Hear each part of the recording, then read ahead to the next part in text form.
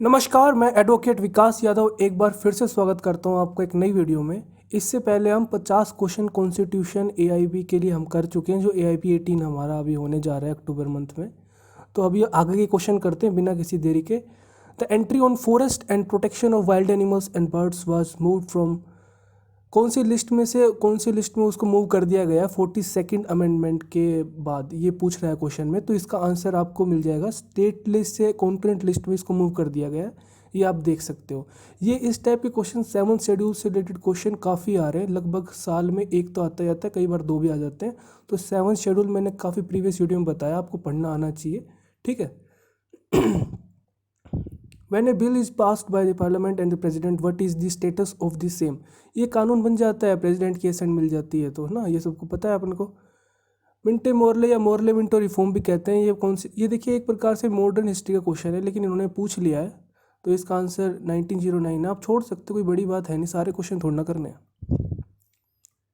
In the government of India act 1935 which subjects are included in the concurrent list. देखिए ये इसका all of the above आएगा, और आज भी ये सारे जो सब्जेक्ट हैं कंकरेंट लिस्ट में अभी भी हैं।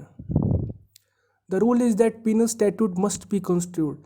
जो पिनल स्टैट्यूट है वो कह रहे हैं कि भाई जो सज़ा वाले जितने प्रावधान है उनको स्ट्रिक्टली फॉलो करना चाहिए, ठीक है, लिबरली नहीं। तो ये सब का बेसिक सा क्वेश्चन था ये। When can the supreme court refuse to grant remedy under article 32। ये जितने भी दिए हुए हैं, डिले हो गया, मालिशियस पेटिशन हो गया, इनफ्रक्चुअस पेटिशन हो गया, ये पूरे एक नेगेटिव चीज़ दिखाते हैं, ठीक है, कि पेटिशन करने वाले की इच्छा अच्छी नहीं है, ठीक है, उसने बिना बात का इनऑर्डिनरी डिले किया है, तो ये इन सब से पेटिशन सुप्रीम कोर्ट रिजेक्ट कर सकता है, ठीक है। It refers to an authority derived from official character merely not expressly conferred upon the individual character but rather annexed to official position। ये एक्स ऑफिशियो है कि आपको प्रॉपर एक पोजीशन नहीं दी गई है, लेकिन इनडायरेक्ट वे में आप वो उस इंसान का काम कर पा रहे हो, ठीक है। Under which supreme court judgement action of the president to summon prorogue and dissolve either of the house of the parliament shall be unconstitutional if acted without advice of council of ministers. इसका answer आपका Rao versus Indira Gandhi है।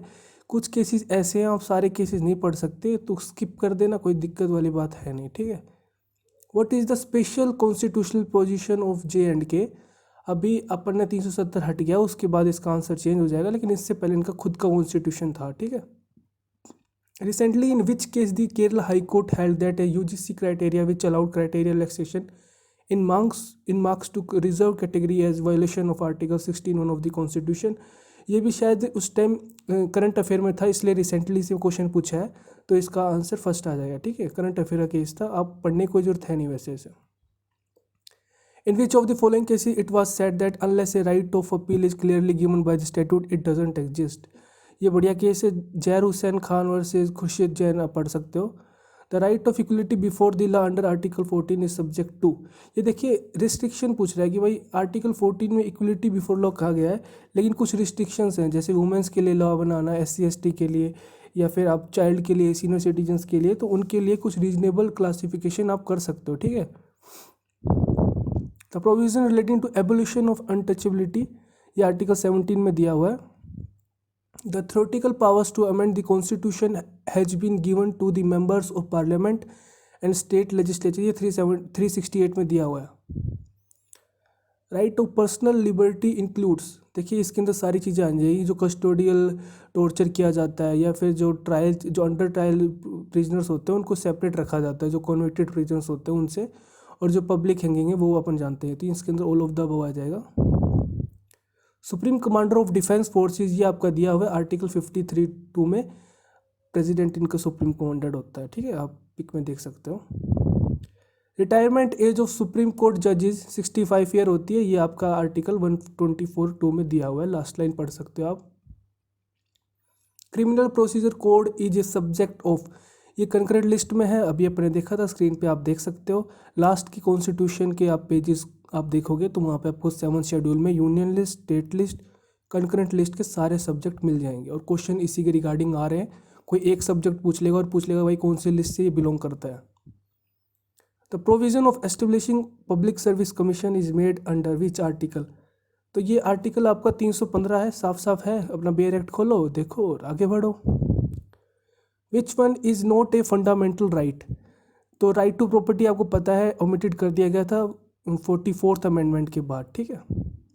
In Maneka Gandhi case it was observe that, इस case में उनका passport रख लिया था, उनको इंडिया से बाहर नहीं जाने दिया था। उन्होंने इस चीज़ को चैलेंज किया था कि भाई ये मेरा आर्टिकल 21 का वॉयलेशन है। सुप्रीम कोर्ट ने बोला नहीं, ये वॉयलेशन नहीं आर्टिकल 21 का, लेकिन हाँ जो ग्राउंड्स जो बताए गए थे कि भाई interest of public, general public में आप किसी का भी पासपोर्ट इम्पाउंड कर सकते हो, वो ग्राउंड्स क्लियरली मेंशन करने चाहिए थे जो पासपोर्ट एक्ट था उसके अंदर, ये सुप्रीम कोर्ट ने बोला था। तो इसका जो ऑप्शन हो जाएगा, सेकंड ऑप्शन हो जाएगा, right to go abroad is not within the meaning of article 21। कुछ चीज़ें बताई गई थी वो मैंने नीचे बता दी है, वो आप पढ़ लेना। Reasonable restrictions can be imposed on the right of free movement in the interest of, ये आप आर्टिकल 19 खोल लो, उसका क्लॉज 5 खोल लो, साफ साफ लिखा हुआ है लास्ट वाली लाइन में, दो ही कंडीशन पे आप है कि जनरल पब्लिक में और in the interest of schedule tribe में। तो एक ही ऑप्शन सही बैठ रहा है अपना, answer 1। Which of the following can claim the article 19 of the constitution. देखिए आर्टिकल 19 में लिखा हुआ है सिटीजन्स, तो यहाँ पे केवल सिटीजन्स की बात हो गया। अगर यहाँ पे पर्सन लिखा होगा, जैसे आर्टिकल 20 में लिखा हुआ है, आर्टिकल 21 में लिखा हुआ है, 22 में लिखा हुआ है, तो जहाँ पे पर्सन्स की बात आ जाती है तो वहाँ पे सिटीजन्स और एलियंस को वो राइट दे दिया जाता है। Clause 3 of article 20 of the Indian constitution says that no accused person shall be compelled to be witness against himself. ये क्वेश्चन कई बार आया, काफ़ी इंपॉर्टेंट है, साफ साफ लिखा हुआ है, ठीक है। Indira Sawhney university union of India जी प्रॉपरली केस, ये बहुत इंपॉर्टेंट केस है ओबीसी के रिजर्वेशन के लिए एम्प्लॉयमेंट में, ये अपन ने देखा है।